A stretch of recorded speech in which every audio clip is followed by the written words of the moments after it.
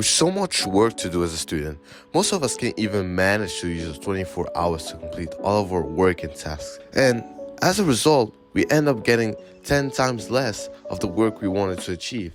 And most of the time, we're getting overwhelmed by it. Like you, I had to keep up with the classes I had in my IGCSE one-year course, all while doing my HPQ, an extra project, and going to a trip in Tanzania midway through my mocks, which I must admit was very tiring.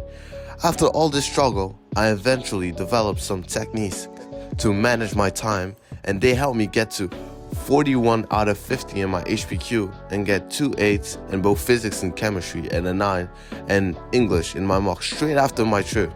Pretty impressive. Let's imagine you have a bank account with $1,000 and you're noticing that that amount of money you have on the bank account starts decreasing exponentially until you're only left with $1. The next month, you get another $1,000 from your job. It starts decreasing again, but this time until it reaches $0.5. After these 2 decreases, you've had enough of this always happening. So you decide to waste less money, obviously. But in order to waste less money, you have to know where your money was going previously, so you know what to avoid spending your money on, as these things are what drain you the most from your money. What I'm trying to say here is that in order to efficiently time manage and increase the amount of time you have in a day, you should be aware of where you're spending that time. Awareness is the first step. So here's something you could do right now. Something to write on and make a pie chart of the following containing your hours of sleep, screen time, or anything you spend your time on. And note out where you spend the most time on, and then voila, you know approximately how you spend your time, and this is an opportunity to find more time. Now that you're aware of how you spend your time, it's time to organize it and break it down throughout the whole day. There are multiple ways to do this. One common way is to make a to-do list, simple ending, and then put every task to be completed on it, which I think is pretty effective at some point. However, something pretty popular that a lot of people have talked about is time blocking.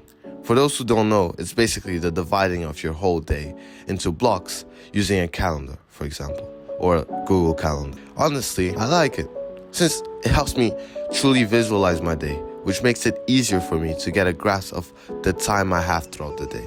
But I must admit that using this method alone on the simplest form might not be effective on some people, as most of us can't stick to a timetable, as the time seems to get too tight. And don't even get me started on the fact that when planning to study 1 hour, most of us don't actually do it, since we waste a significant amount of time not on scrolling on our phones, but for most of us, switching between tasks. So here's how I normally do it to begin. I combine it with the first method, which is the to-do list.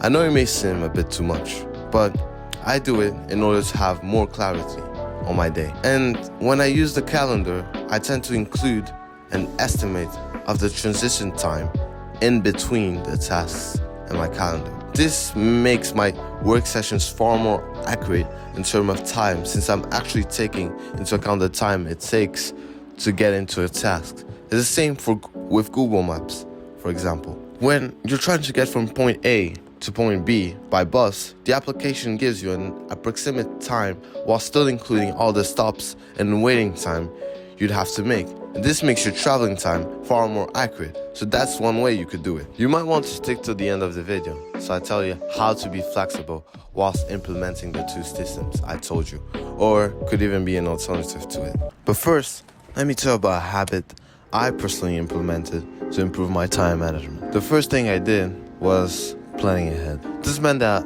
I wasn't just thinking about what I was going to do the next day, but also think about what I was going to do in the entire week.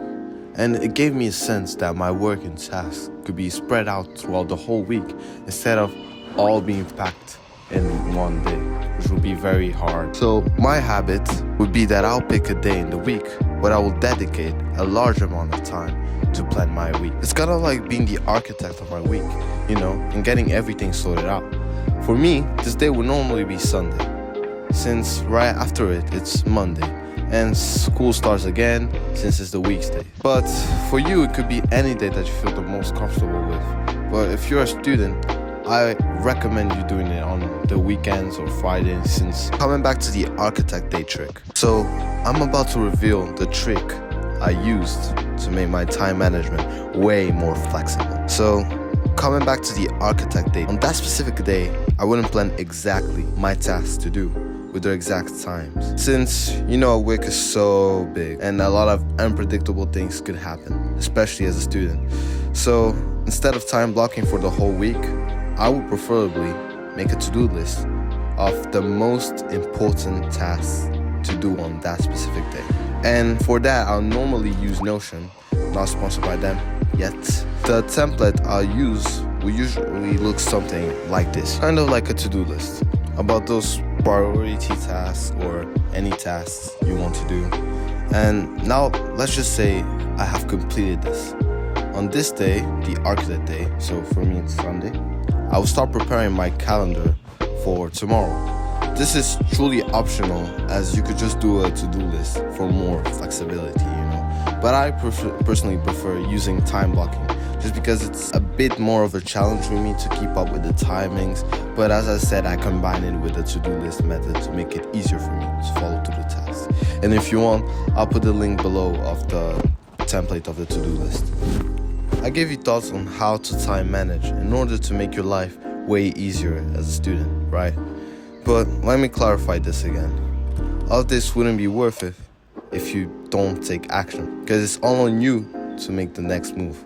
However, even if you know how to time manage, you may see little results since you may lack what is in this video.